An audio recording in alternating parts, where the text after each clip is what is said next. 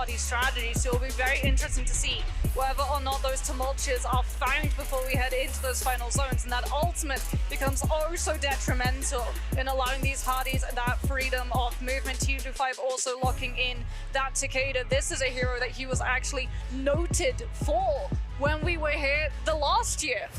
Cycle back 365 days, it was T25's Takeda that was impressing everyone so much that he got picked up for NBPL. Shusheng also locking in with that one, as we're going to have a look and see what ultimates are going to be coming through. F2v2 for both of two converts, as we are going to see the F3v1 from the side of the Takeda, F1v3 from all of our farriers, and I do not see any variation on the Hardys either. No one locking in that V2 since there are no zips on this map.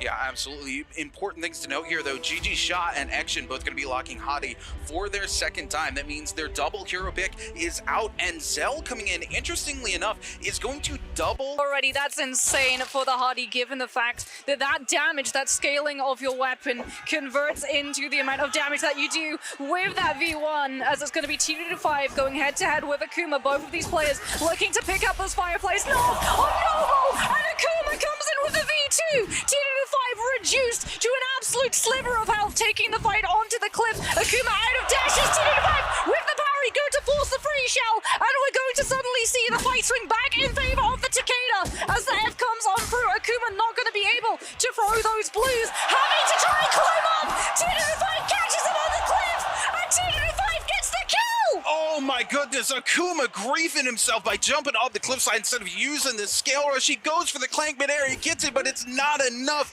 as we see him fall.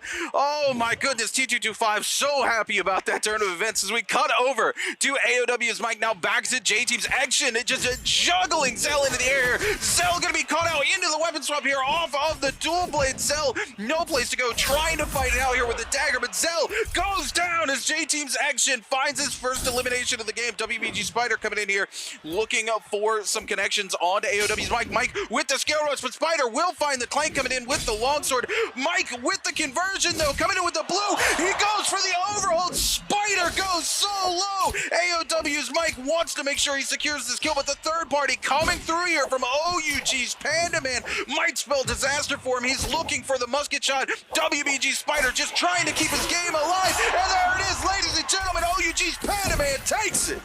Still, however, Mike in danger. Pandaman looking to try to keep this aggression turned onto Mike, given the fact that that pillar is going to be coming through to convert into any damage off of that longsword. Mike now coming in with the V1. The pillar managing to catch the Hardy and force him into the full reposition. Mike taking cover behind the building. Will be able to find one pot off. Is going to cancel the ultimate early to conserve 37% of that range. Pandaman not going to allow Mike to go into the full armor reset. Now having to go head-to-head. The F1 force from the Farrier. Mike coming in with a very good spacing of the LMB on that dagger. Going to keep the pressure up onto Pandaman. Knowing he doesn't have the combo break. Finds the parry. Pushes Pandaman into using that blue with his back against the wall. Mike's going to be able to find the info.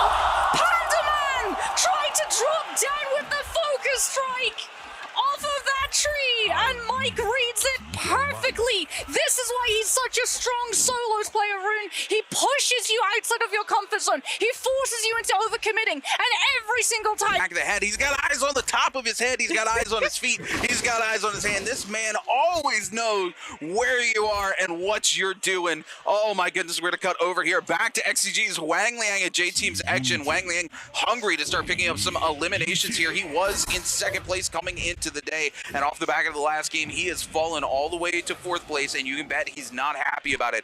Action just trying to get away from the Wisp here. Wang Liang keeping the pressure up, looking to make something happen, goes for the scale rush, but will not connect and find the way. The clank up top, Action going for it, will find the conversion off of the charge LMB, then continuing to keep the pressure up here. Wang Liang going to be forced away, looking for the reset. Action going to try to find one as well here. He wants that full health before he's forced to re-engage here with his natural enemy, the Tammy coming through, and we're going to see Action take control yet again. He's going to find not one, but twice coming in off of the dual blade here. The parry coming in on to Wang Liang. Wang Liang forced to use the golden F there. The Wisp just to get away. Action looking for it. Oh my goodness, he does get the pot off. Action will get a little bit of chip damage, but Wang Liang keeping his game alive. This is going to be very interesting. This space not so great for the Temi ult to come through. He's got to be very careful about how he spaces the fight and plays into Action here. Both of them going to take the third reset of the fight, Moxie, and Action decides he is done committing. He wants to get out of here, and it looks like Wang Liang's decided to do the same. I mean, it's smart when you think about the macro, right? Realm of Yang is about to start coming on through, and neither of those two heroes, both the Hardy and the Temi, do want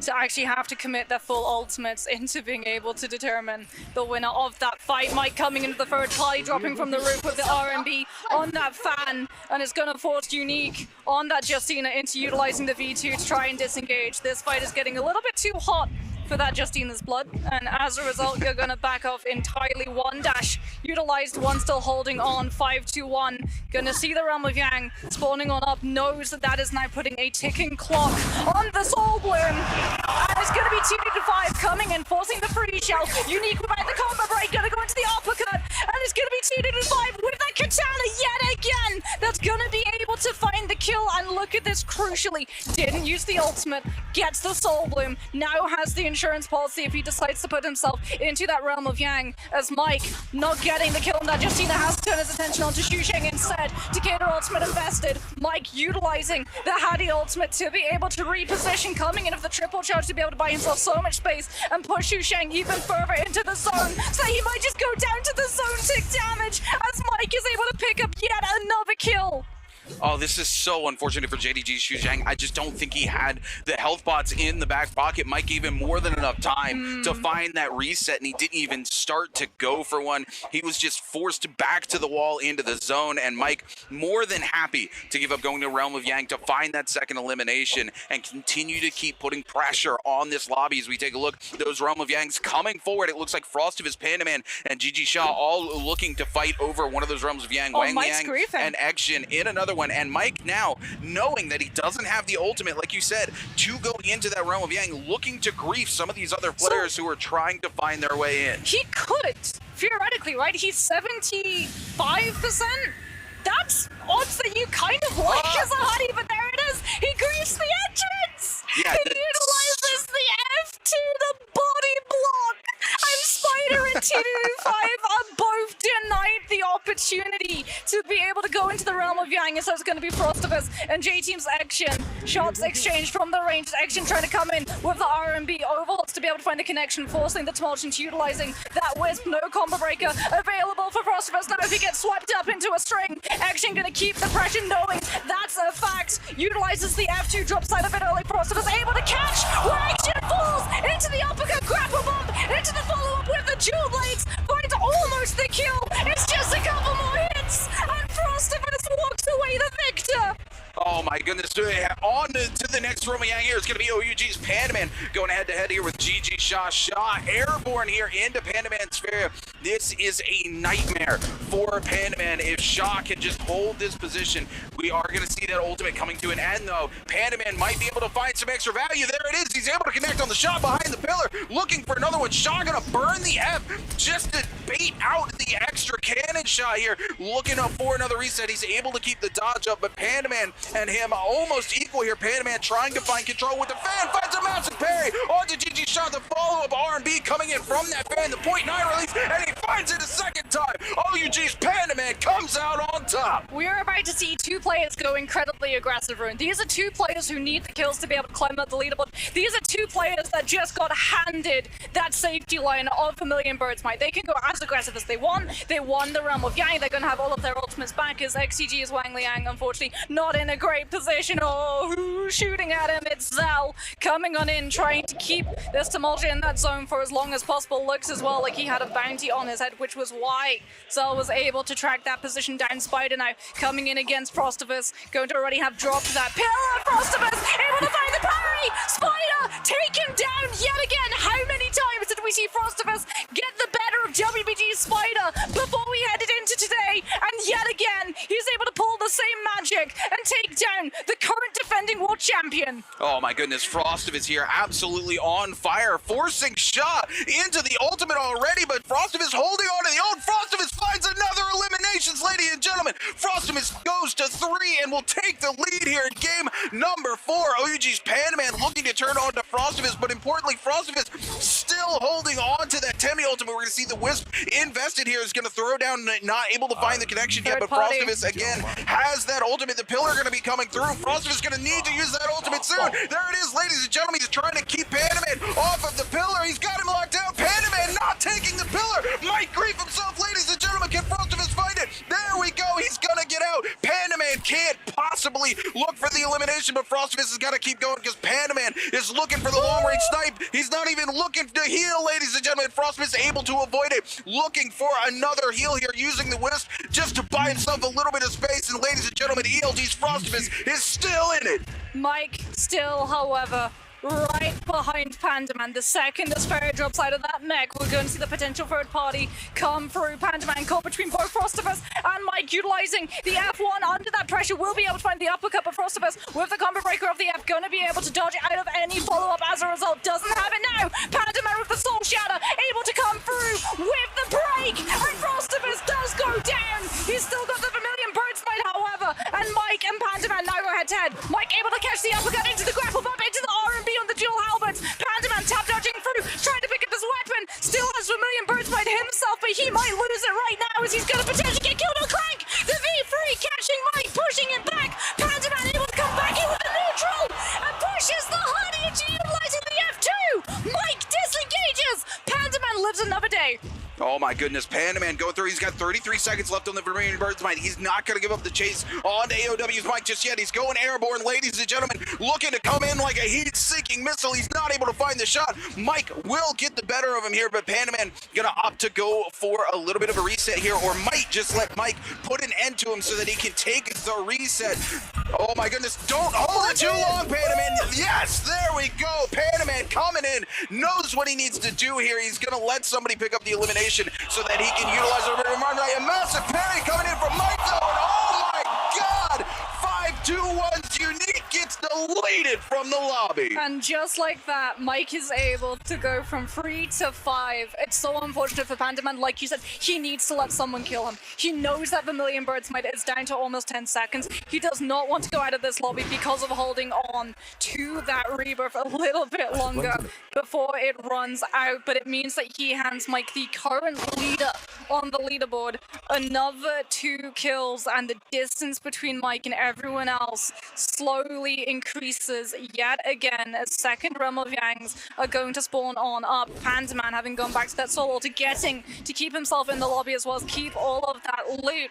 Going to be incredibly happy with the fact that he's able to continue to try and find some of these kills. Frostivus, will he try and go inside a realm of Yang as yet again it looks like Mike is looking to grief T5. Meanwhile has been able to find his mirror. Shushan going incredibly low. The R&B on those dual halberds mincing for all the health. T5 with the parry is going to be able to deny the Takeda, and T5 picks up his third elimination in the lobby. Moxie, we have got to talk about the piece of tech that T225 just did here. I don't know if you saw what happened here. He knew that if he threw his Takeda ultimate first, that the follow-up Takeda ult was going to come out to shove him. He was able to iframe perfectly through that ultimate to get the follow-up. He baited the ultimate coming in and is able to come out on top. And speaking of coming out on top, we are going to see ELD's Frostivus heading inside the realm of Yang to go head-to-head with Zell. And meanwhile, it's going to be AOW's Mike heading in here head-to-head with J-Team's Action. And you know Mike is looking for a little bit of tasty revenge here. Mike going to take a couple of range shots here, but going to converge in on here with those dual halberds. Action going to go for it. He's just going to go ahead and bait the F. Oh my goodness, the Blizzard Edge coming through. Mike is going airborne. He doesn't have the F. Ladies and gentlemen, the follow-up. Mike, no place to go. He needs one more shot to put an end to it. Action's looking for it. The cut coming in. Action, though, with the ultimate, is going to go ult for ult here. Mike looking for anything. He hasn't been able to find the pod just yet. Who will make it happen? There it is. J-Team's Action comes out on top. That blistering edge is nasty! As we're going to see Frostivus and Zell going head-to-head. The Tumultuous ultimate being invested for Frostivus to be able to catch the Justina in the Wisp. Zell gets it into the CC. Frostivus just holds him in the air. The V2 hits onto the Tumultuous. Frostivus into the Dragon Slayers, into the Nessus. Catches Frostivus into the Uppercut. Confirm into the extension of the horizontal.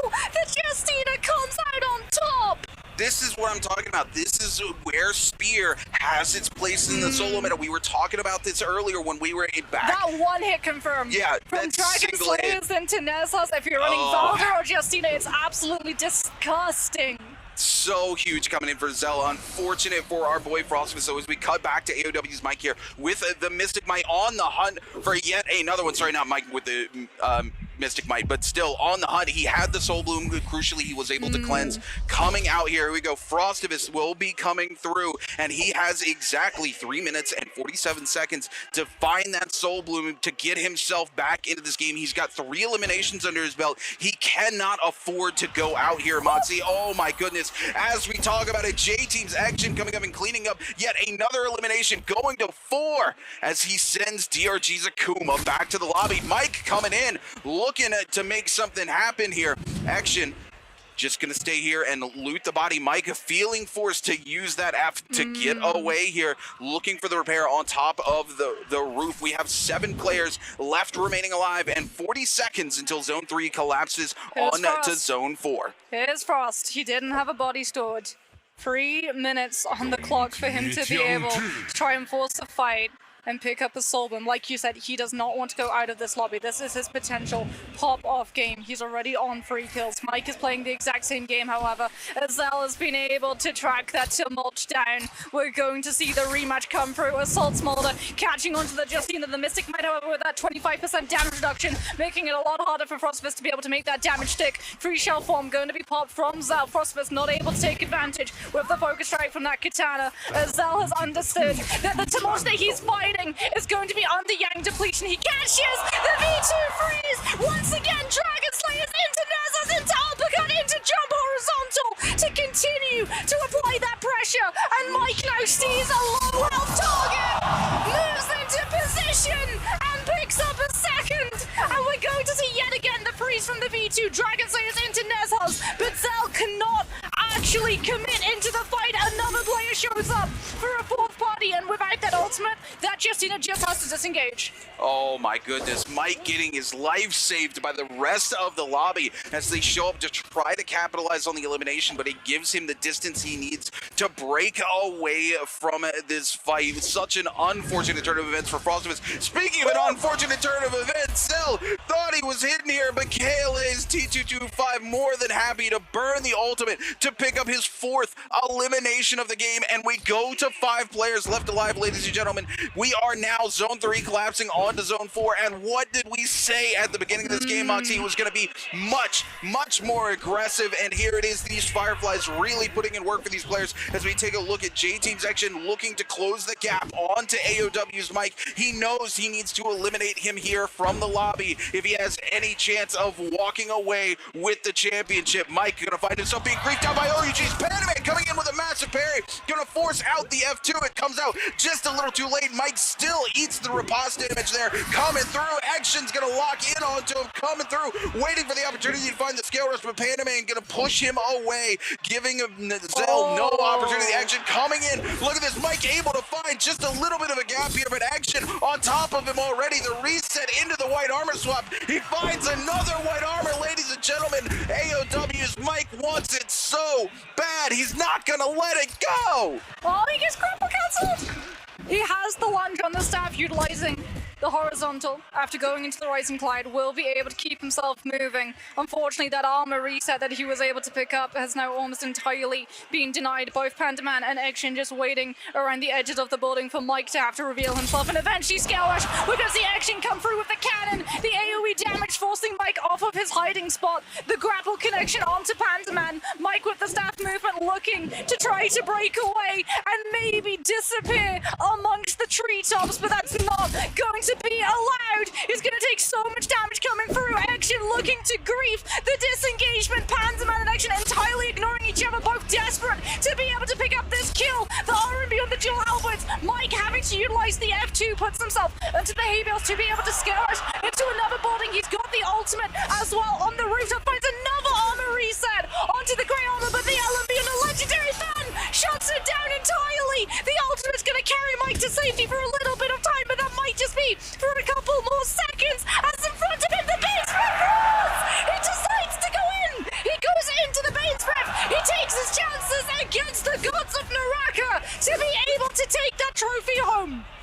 my goodness, Mike betting it all on the Bane's Breath, hoping the big snake in the sky is going to save him here, but unfortunately, the ult is out. He's been able to heal that armor up, but these players, they're not going to let it go. There's only 2 hotties left in the lobby. Action knows he's one of them, which means the only other one is going to be AOW's Mike, and he knows he has to eliminate him from the lobby right now. Pandaman sees it. He's looking for it. Mike, unfortunately, in a little bit of a corner here. Nobody wants to go in, but Mike, as soon as this zone starts to collapse in the next 12 seconds, he's going to find himself. Oh my goodness, the Rupture Gale. There's nothing Mike can do. He's forced into the zone. If he wants to do anything, the zone tick coming in. We're now heading into the next zone. Zone 4 collapsing down. Mike going to take a lot of damage here from the cannon, from the zone tick. The F2 being invested just to buy him a little bit more space, continuing to use the staff movement just to try to get away, to try to keep the game alive. He's got 28% rage.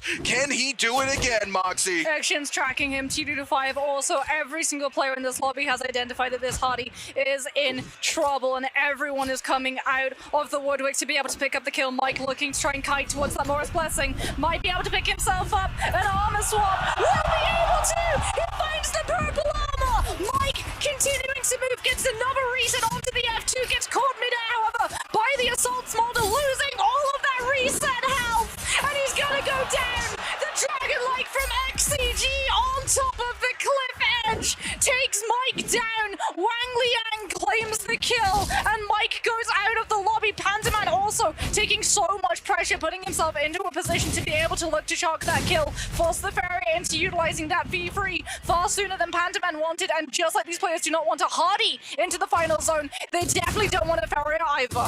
Oh my goodness, Wang Liang here really putting the pressure deep onto Pandaman, but Action feeling the pressure as well. There it is, the whisk comes out. T225 is able to find the elimination. Ladies and gentlemen, here we are, your top 3, Pandaman, T225, and of course, XCG's Wang Liang. T225 really trying to find a way into this fight with Pandaman, is able to find the conversion off the F, but not able to find the follow-up and take control of the neutral. T225 gonna look for the reset as Wang Liang comes in, trying to land that Assault Smolder yet again. He's not able to find it onto T225, but is going to pressure into Pandaman. Pandaman will find the conversion off of the legendary fan there from the charged R&B, and Wang Liang is in trouble here, ladies and gentlemen. They have identified the weak man out. The F is going to come out from Pandaman. Wang Liang looking for the overhold, not going to find it. They're going to clang not once, not twice. They're going to find the third clang, but Wang Liang taking shots to the back here from T225 this entire time. He's going to be forced to burn the ultimate here. T225 looking to pressure in. Oh my god! The Hefta detach coming in. It goes through the wall and says, I don't care. I'm going to catch you out anyway. Wang Liang with the legendary armor able to find at least one pot for the reset, but crucially, he has just a couple seconds till that F's back up. He does, however, have no rage towards his ultimate, Moxie. Yep, and that's going to mean that Pandaman and T225 are going to continue applying the pressure onto him. You can see Pandaman looking to close up the distance and land yet again that damage coming in with either the LNB or R&B on the fan. Wang Liang caught in the middle of these 2 players. Pandaman able to land the R&B. The F going to be invested from the tumult. Would go to the stanchion into the merciless. Come through, but T225 finds the parry. The R&B on the long sword pushes him out of the zone, but Pandaman finds the kill. The R&B on the fan faster. The T225 is able to, and as a result, would go to the Takeda, commit the 1-2-3 of the long sword. He is not happy about that one being stolen. Pandaman overholding the fan, going to utilize that movement to be able to put himself onto the cliff to be able to scare us out of this investment of a fight, managing to land the R&B onto the Takeda on the cliff edge. Pandaman getting caught out by the skill rush, gets held in position. T225, the best Takeda in the world last year, the best Takeda in this lobby. What a play coming through from him. T225 coming through is going to find a well-deserved MVP here in game number 4. What an absolute insane game coming through from T225. I can't believe he was able to make it happen, Moxie.